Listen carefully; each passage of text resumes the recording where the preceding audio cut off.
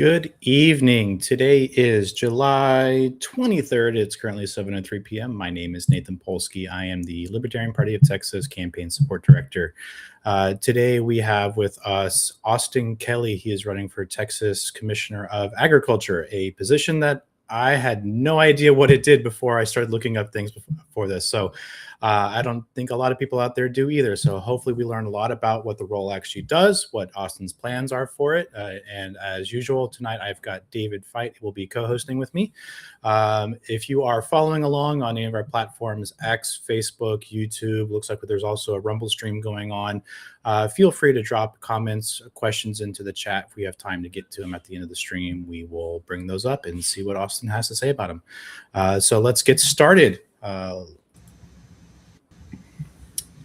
Good evening, Austin. Good evening, Nathan. Thanks for having me. Thanks for being here. How are you doing today? Oh, doing great. I was out in the field earlier today and now happy to be able to share a little bit about my campaign. Perfect. All right. David, how about you? Oh, just living the dream, you know? All right. Can't complain. Yeah. Y'all are twinsies today. I just noticed that. All right. So let's go ahead and get started then. So Austin, go ahead and introduce yourself, who you are, and first question here. What does the Agriculture Commissioner actually do? Yeah, so my name's Austin Kelly. I am an environmental consultant and agricultural consultant. So I work with landowners across the state and across the United States doing agriculture evaluations of their land, helping them plan what they do with their property, how to grow the optimal amount of cattle or wildlife, things like that. And so I am running for this position because the agricultural commissioner actually does quite a bit for the state of Texas. As time has gone on, they've gained more and more power and have taken over more and more things. Currently, they run anything from making sure that the agricultural crops that come into the state are safe, that they don't have any sort of parasites or diseases that could be spread. So they oversee all of that. They also do things like control how rural health dollars are spent. So they help decide where money goes for rural communities as far as just hospitals and things like that, which really has very little to do with agriculture except that it's rural. And one of the main reasons that as a libertarian that I've wanted to run for this position is because it's just been growing and growing and it needs to stop. Currently, the Agricultural Commission of Texas, or the Texas Department of Agriculture, even runs as a marketing company. And any agricultural company can pay the TDA, the Texas Department of Agriculture. If you pay them, you can get a stamp on your product that says Go Texan.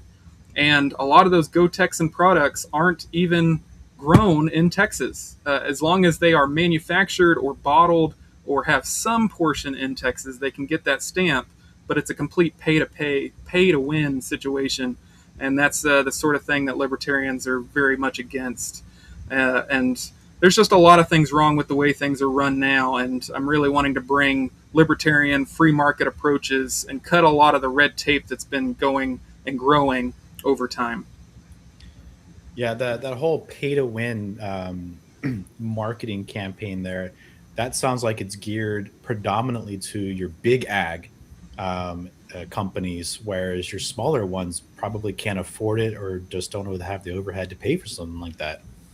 Right, and none of that money is actually going to farmers or ranchers. It's going to people that want to bottle up some sort of, honey, for instance, to kind of poke fun at the Republican nominee. He's actually a honey farmer that brings in honey from Alaska and bottles it in Texas, so it's a Texas product.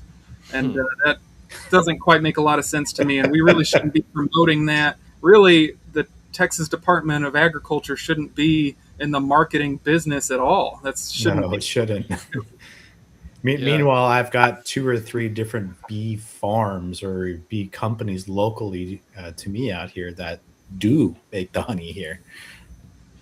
It's one of those worst of both world situations where it's like, if the government is to have a marketing agency that's doing this, that you would think at least it would be trying to even the playing field and support small local business or something useful, not just adding to the problems. Yeah, I completely agree because it's the more you pay into it, that there's a bunch of tiers. It's kind of a pyramid scheme. The more you pay into it, the more you get out of it, and it doesn't matter if you're a local or even a Texas company at all. Well, I think now talking about tiers and paying into it, I think that actually ties in perfectly to our next question here. So we'll get this one kicked over to David. Hell yeah. What regulations, fees, or licensing requirements would you eliminate to make it easier for small farms and food businesses to compete? Yeah, so I'll bring up Sid Miller, who's been our Texas Ag Commissioner for 12 years, I believe, and luckily he's on his way out. He lost his primary election, so we'll see if the next guy's going to be better or worse. Well, if it's me, I know it's going to be better. But so one of his big issues that he had during his tenure was that he implemented that all scales. So this is like measuring scales, like to weigh things. All scales had to be monitored and regulated by the Texas Department of Agriculture. So that's scales for um, some of these things might make a little sense, but I would still cut some of the regulations there. But it could be for things like corn crops, like if you have a whole truck full of corn, just to make sure you're not cheating the next guy on how much you're actually selling. I think the TDA doesn't need to be super involved in that. If somebody's cheating you, you can figure that out for yourself in a free market system and then sue them or get your money back through litigation of some kind. You don't have to do that through an entity like the Department of Agriculture. But anyway, through these scale systems that he implemented, even tiny places like barbecue joints had to regulate their scales and get them monitored by the Texas Department of Agriculture. So if you wanted to sell brisket in your tiny little food truck, you had to pay the Texas Department of Agriculture to get your scale regulated and monitored. And that put a lot of businesses out of business. Just people don't have, they can't work with all these extra fees. And that's the case for so many different things regarding agriculture. There's a lot of things like silo fees that go directly to the farmers. So, unfortunately, the Department of Agriculture gets most of its money directly pulled from the farmers. And that's just one of the worst systems I've ever heard of. How can you help farmers and ranchers by taking money from them directly? And that just doesn't work for me. So I would be eliminating most of those licensing and fee regulations because it's just a no-brainer. If you quit taking money from them, they're going to have more money to sustain themselves. Yeah.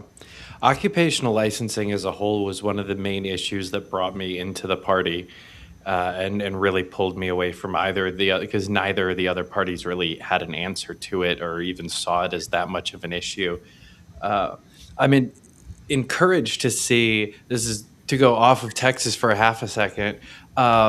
The new mayor in New York City is trying to walk back some of the licensing around like food trucks and like some of the more things that just don't even have much ability to be that, like an ice cream shop. It's like, are you really, you're not gonna be contaminating ice cream very easily in general.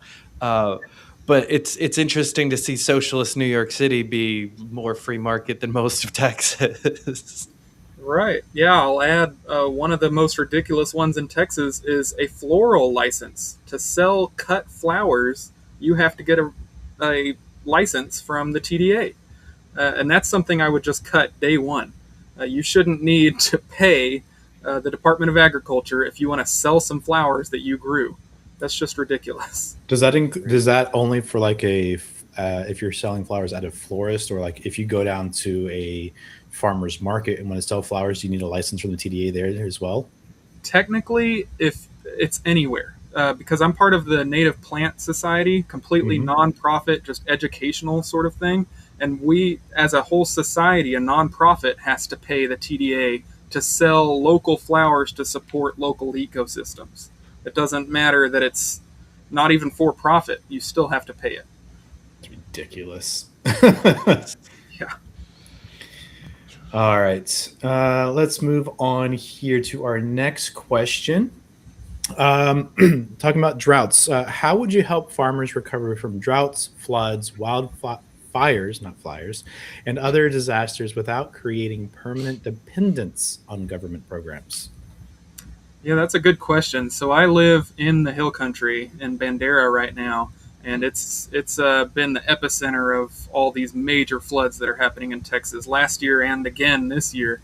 And one of the major problems I've seen with some of the flood reactions is that there has been a huge amount of money being poured into it.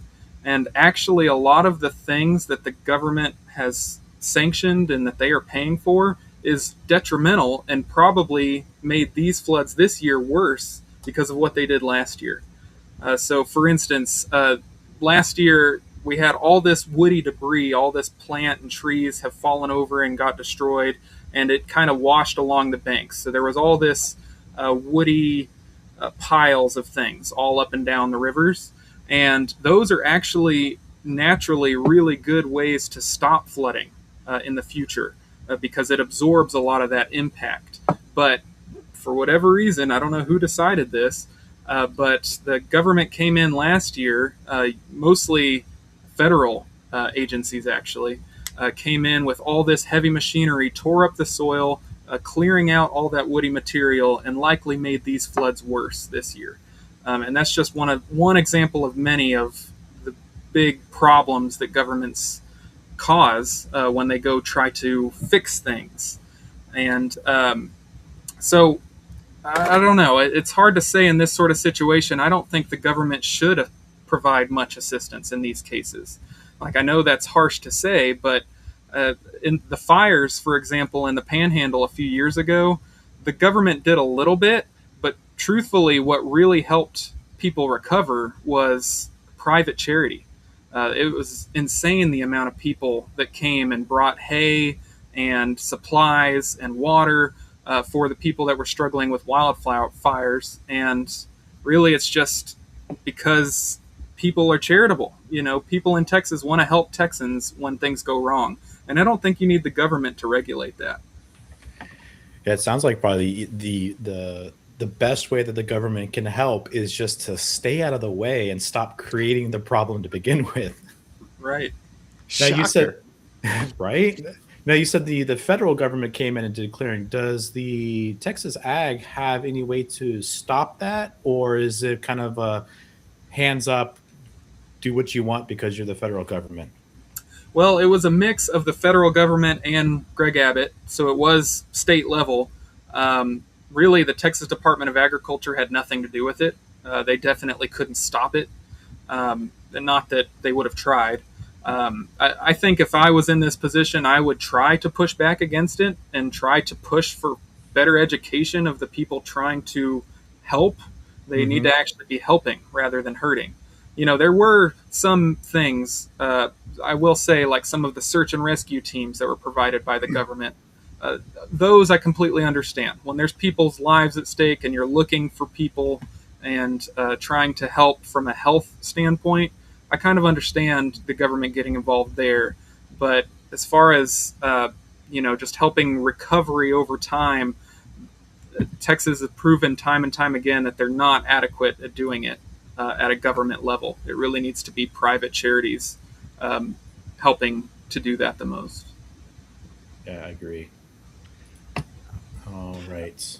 I wonder if there was a way for the government to just work with those charities rather than in competition with them, to take that hands-off approach. But like we were mentioning earlier, as far as like a glorified marketing scheme, it's like the least they could do is, hey, everybody, these charities are helping, go donate, do those kind of PSA campaigns that they Sounds like you're already. describing a non-governmental organization. Oh, we can shorten that. We can just call those NGOs. Yeah. Yeah, well, I think as in that position, that's what I would do. Just, we do have a voice. We can publicly say, "Hey, here's what's happening. Here's how you can help," and that would be a good way of the government supporting. Is not really doing anything except showing people how they can help. I like it. All right, so let's move on here to our next question. What you got? David, you got this one. How should Texas prepare for threats such as New World screwworm while respecting property rights and avoiding unnecessary mandates on livestock owners?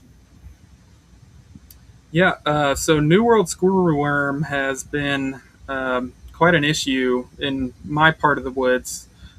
So my fiance is actually a veterinarian, so she's dealt with it very hands-on. And I've actually gone to some properties in South Texas and had to observe for New World screwworm as well. So I'm pretty into this, and generally, just from a broad overview, it's not as bad as we think it is. Back on the last New World screwworm outbreak, we didn't have the medications we do now. It's a very treatable problem.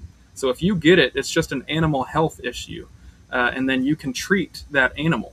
It's really not as big of a outbreak as we think it is, but the mandates have been extremely problematic.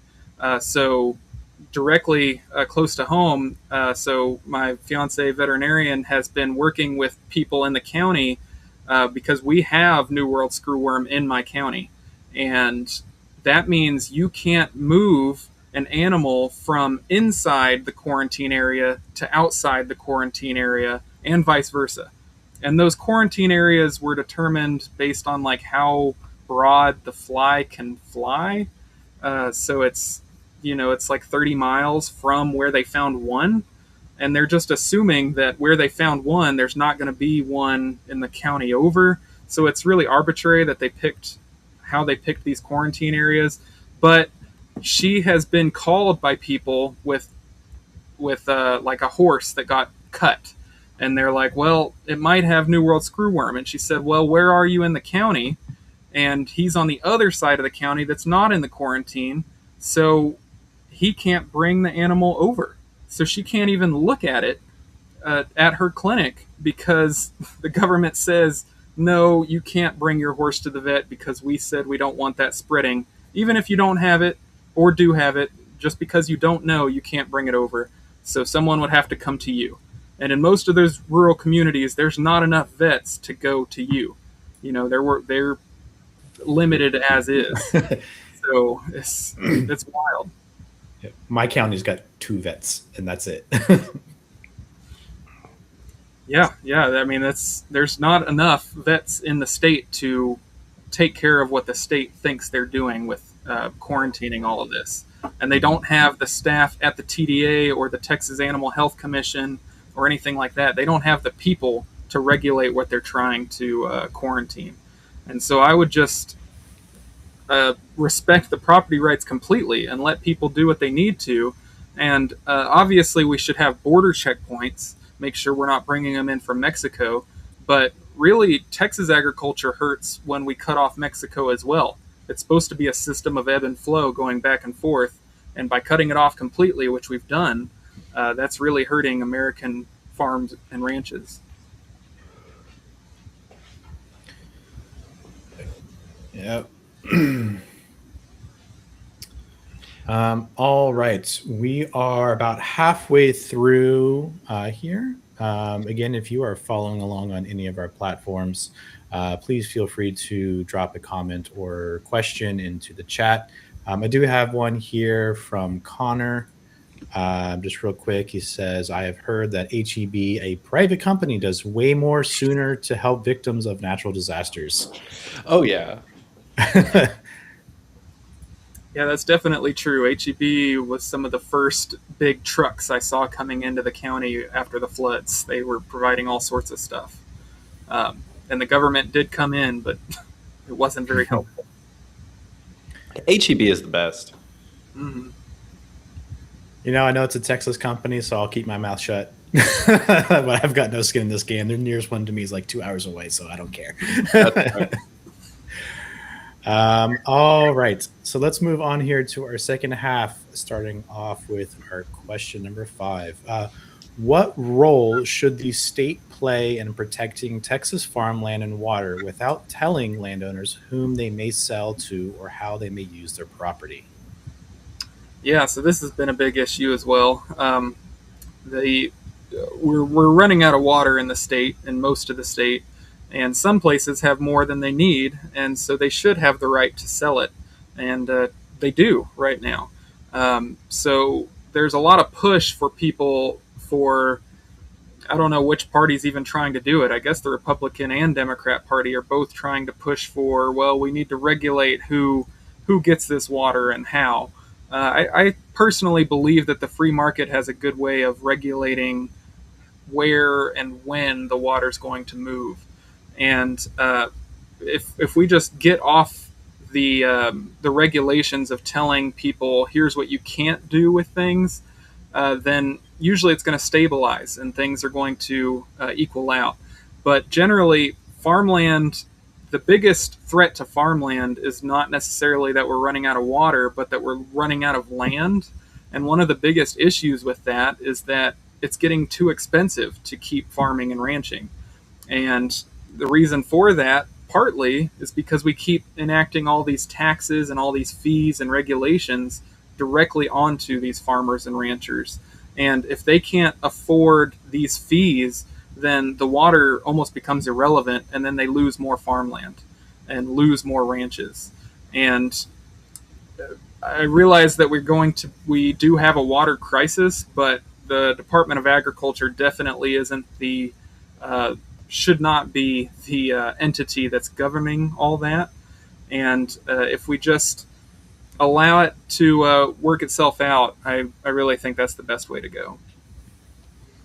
I'll play devil's advocate real quick and push just a little bit more on this question because I was like something that is on a lot of people's mind is that kind of dystopian possible future scenario where China and all these housing developers and these different things are buying up big chunks of land. We get to a point where even if you were the ag commissioner and made everything really great for farmers, there just isn't enough farmland left in Texas to be sustainable. Is there a way to stop that from happening again without just saying you can't sell your farmland? Yeah, yeah, I wouldn't ever advocate for trying to like just keep things as they are. Like people, if they want to sell their land, they have the right to. You can't just tell somebody they have to keep farming for generation after generation. You're not allowed to sell it. Um, I will say one of the best ways I see in the future going forward of keeping this land intact is that we stop eminent domain. That's one of the biggest threats on our farmland currently is we're losing a lot of land. There are farmers and ranchers that will not sell. If they had the choice, they would never sell, and they usually even put their land into land trusts so that it's supposed to be never able to be developed. And that means it always has to remain a farm or a ranch or a wild area. And those are a great system. I think if you want to do that with your land, you have every right to. You put in the money, and then a nonprofit usually is the one that makes sure it stays as it is forever. And that sounds great. The problem is the government just likes to say, well, we need this land for an AI data center. And right now, they are just completely capable of taking it back.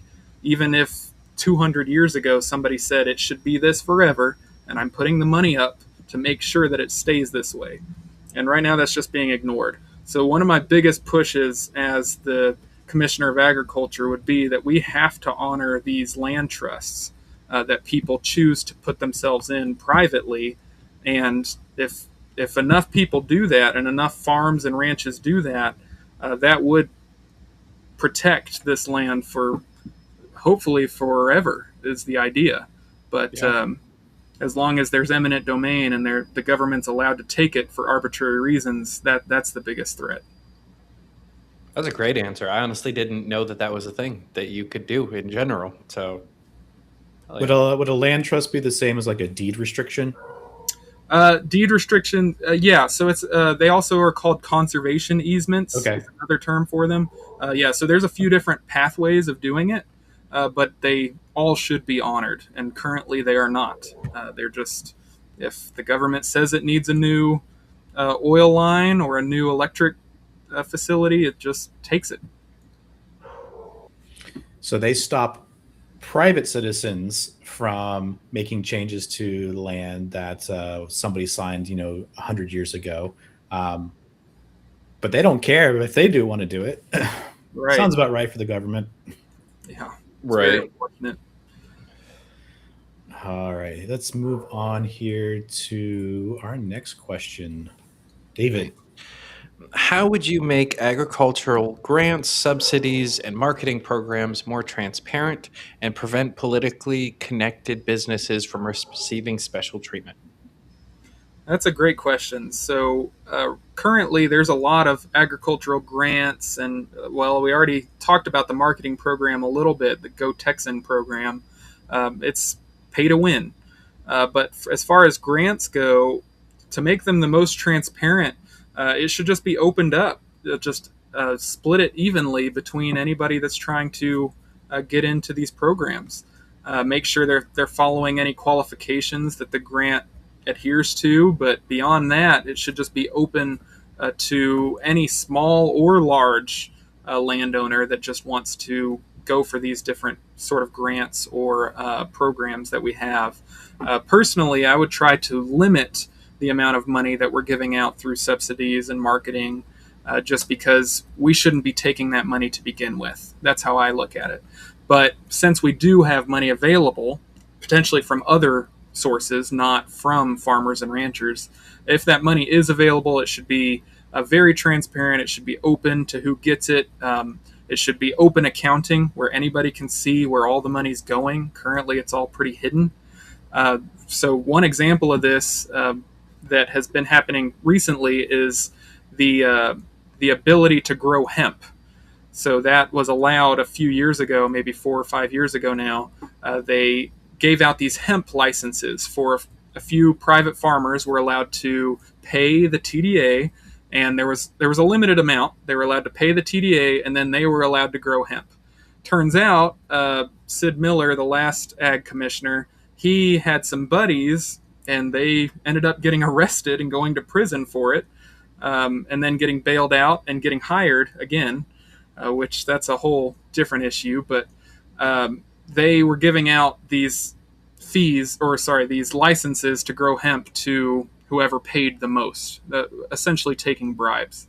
And really, there should be no money exchange for these sorts of things. If there's a license to be had, it should be, if you fit the qualifications, you're allowed to do it. If you want to grow hemp, grow hemp. Please. Amen to that.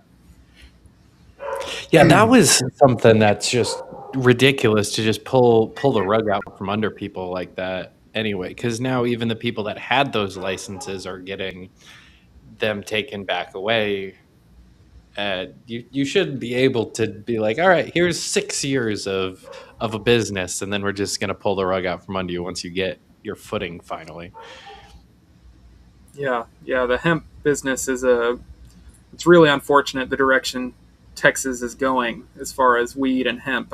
I completely am for pro legalization, decriminalization. It should just be an open market for that sort of thing. Amen to that. Yeah, never done this stuff, never plan on it, but I don't want to stop other people from doing it. All right, we are down to our last couple questions here. Again, if you are watching on any of our platforms, if you have any questions for Austin, please feel free to drop them in there, and we'll get to them if we have time here at the end. All right, question number 7. How would you protect consumers through accurate scales, fuel pumps, and product labeling without imposing excessive cost on honest businesses? I know you talked a little bit about this earlier on, a little bit more in depth. Yeah.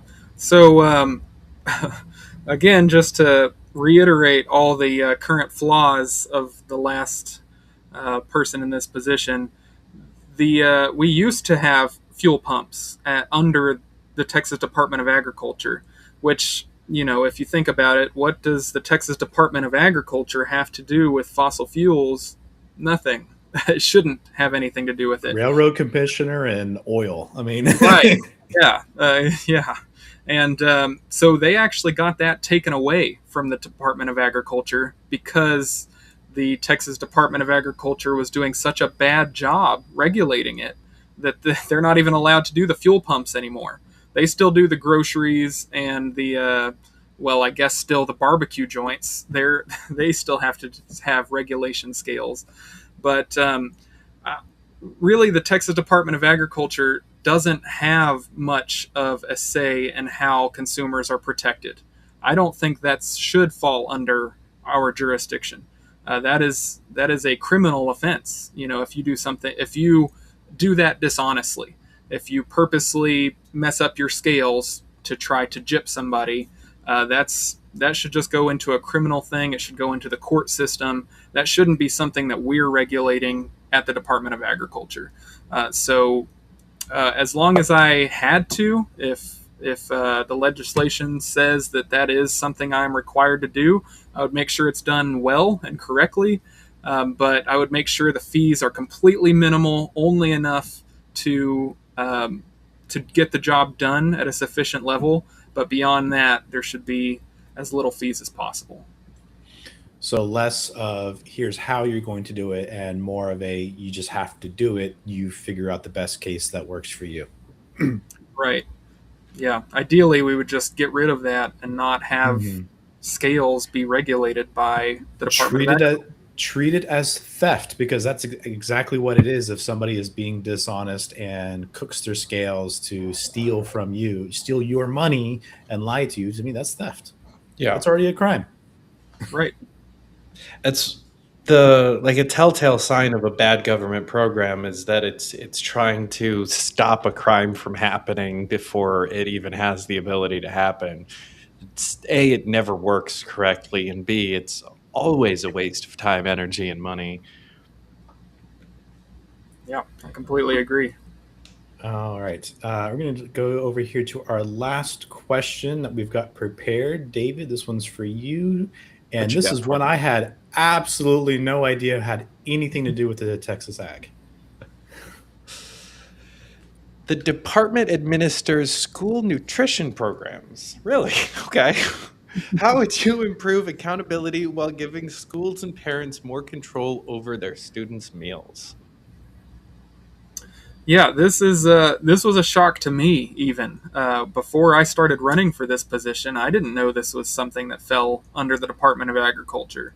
I remember as a kid they used to push like somehow it was related to ag, and USDA has the My Plate, and well now it's an upside down pyramid or something like that. But uh, it's just something that we don't really need to be regulating again. But to improve accountability, there's really not a whole lot of accountability to be had. I guess there just needs to be a certain amount of nutritional goals. As long as they report that they're good enough, I feel like the school systems themselves and the school districts, as they're set up, really have the capacity to do that on their own. That doesn't need to be a Department of Agriculture issue. And I think one of the best ways to do this would be to push it down as local as possible. And so to allow school boards to be the ones that are determining this sort of thing. We shouldn't be making regulations like if you're going to have a certain kind of dessert, we shouldn't say, no, you can't have this dessert, but you can have this other unhealthy thing. That shouldn't be up to us. That should be on a local level. And we can support the school systems. I think there are definitely pathways that the Department of Agriculture could help farmers get directly involved in feeding kids across the state, but we don't need to be regulating it. We can just support.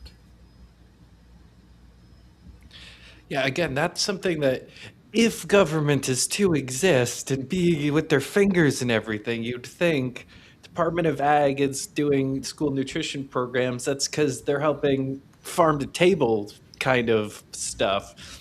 As someone with a kid in Texas public schools, it doesn't seem like there's a whole lot of farm to table going on there. Right.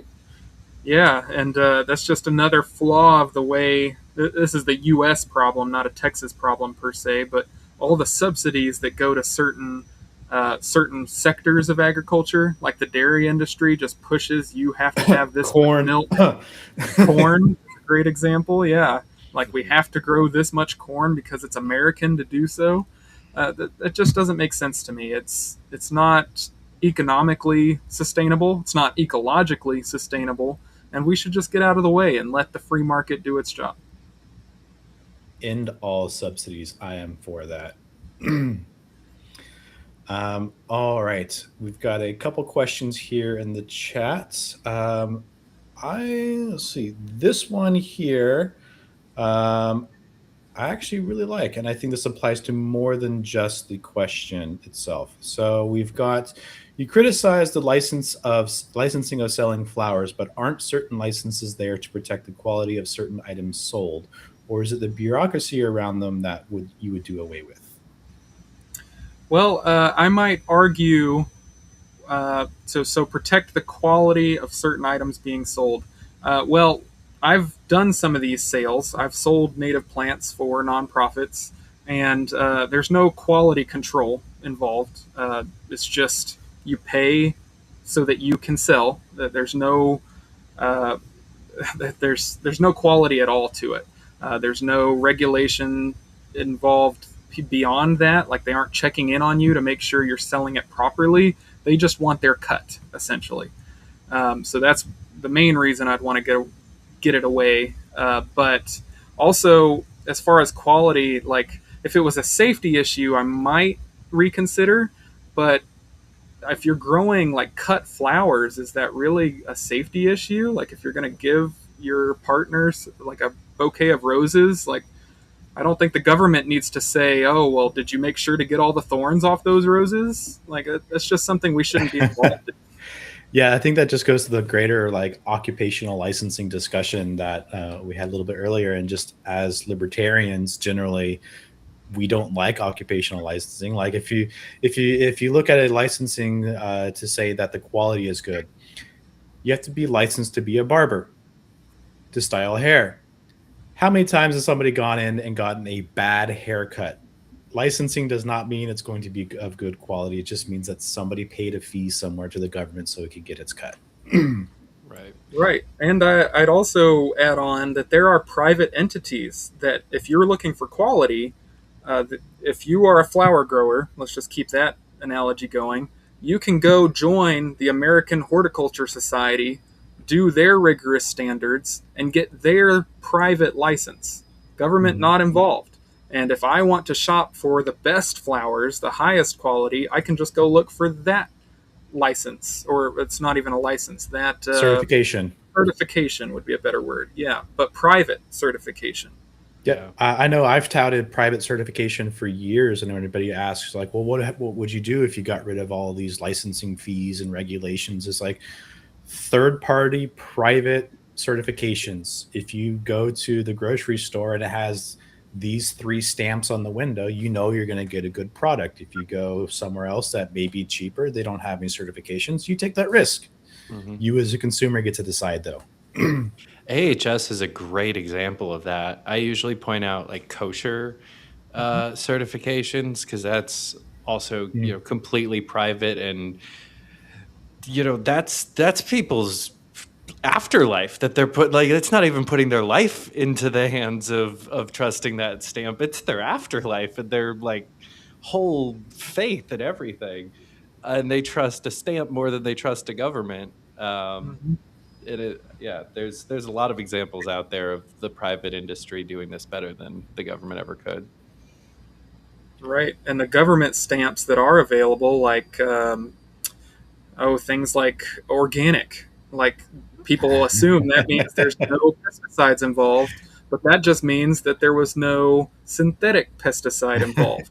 That doesn't mean it's healthy by any means. It just costs more. Right. Exactly.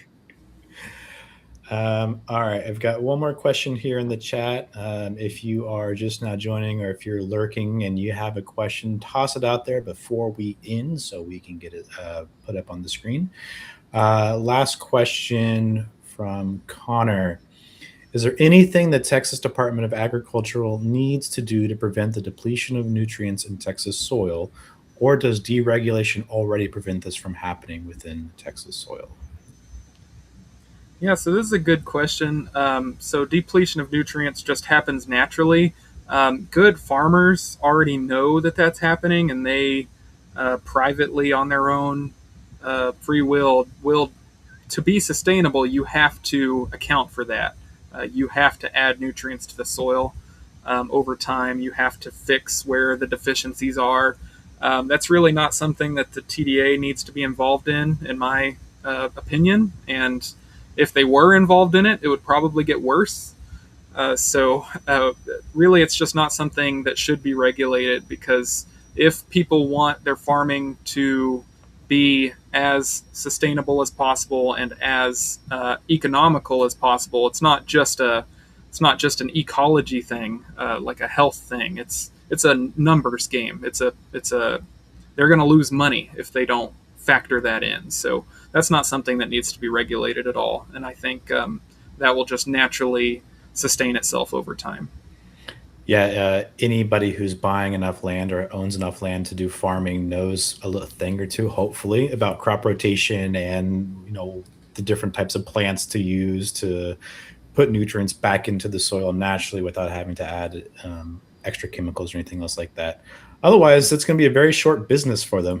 Right. Yeah, and you mentioned corn, the government giving money for corn. That isn't sustainable and is. So it's really an example of the government is causing the depletion of the nutrients. Right. So if we just get our fingers out of it, that would be the best solution. All right. All right. I do not have any more questions over here. David, do you have any last minute questions you'd like to toss towards Austin? I don't have any questions per se, but I just want to say it's a breath of fresh air, not just like within libertarian circles, but politics in general, to talk to a candidate that actually knows what they're talking about. um, and like in a deep way, the way that you've been able to answer these questions, and it's your life, it's your career, this is the thing that I feel like, especially with libertarians, a lot of times we're running for an office that we intentionally don't care about because we don't like the government. We try to stay out of it as much as possible.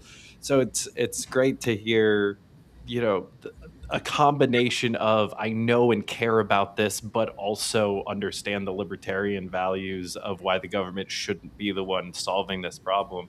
It's not a combination you get to hear very often. Right. Yeah, I appreciate that. I actually learned at the beginning of running that this is one of the only offices that requires that you be in this sector for at least 5 years before you run. So you actually have to be in some form of agriculture for 5 years before you can even run for this office. I don't think they actually checked that, but you'd have a little checkbox that said you agree that you did that. Huh. So it sounds like cool. another government regulation that is not doing what it's supposed to do. Right. Well, we've had people that already were in ag and have gone into this Texas Ag Commissioner position and have done a horrible job. Mm-hmm. So obviously that little extra check mark isn't really helping too much. You've got 5 years of experience. Doesn't mean it was good experience. Right. All you learned was that you need to rig the game for you to be successful. All right. So we're about out of time here. David, I know you've always got a question that you want to ask at the end. You haven't asked yet. Of course. Austin, how can people get to know your campaign better, volunteer to help out, donate? What do you need from the peoples? Yeah, so the easiest way to learn more about me and to support my campaign is go to my website, kelly4tx.com. And that's where you can get a little more in-depth on my different policies of what I would do. That is where I can also get donations for my campaign there. So I do have what I'd call a working campaign. So I'm still working full time on top of running for this position. But I am trying to get out there as much as possible. I've got signs and stickers and things to give out to people. So can use all the help I can get. And if anybody wants to support, I'd love your help. All right, that's kelly4tx.com for anybody who's watching along. Go there, check out his website, volunteer, throw him some money. Running's not cheap. Running's not easy. I know that. All right. Well, Austin, is there anything else you wanted to shout out before we wrap up here? I just want to say I really appreciate y'all having me. This has been a great experience, and I'm really happy to share a little bit about why I'm running. Oh, yeah. Well, thank you for being here. It was a pleasure talking with you, learning a few things. I think a lot of people learned a few things watching, and when they come back and watch the replays later on, they'll learn stuff as well. David, thanks for joining as well, like usual. I do not know when our next. I know we've got another interview coming up next week, maybe the week after that.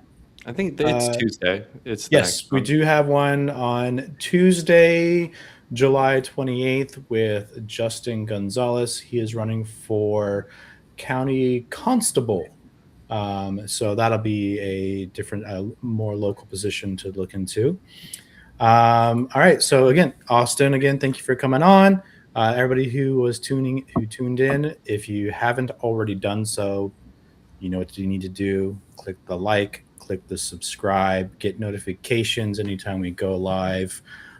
We've got more candidates coming up. Go back, watch all the other candidate videos that we've done. Learn something about the Libertarian candidates, why you should vote for them. Until next time, y'all take care.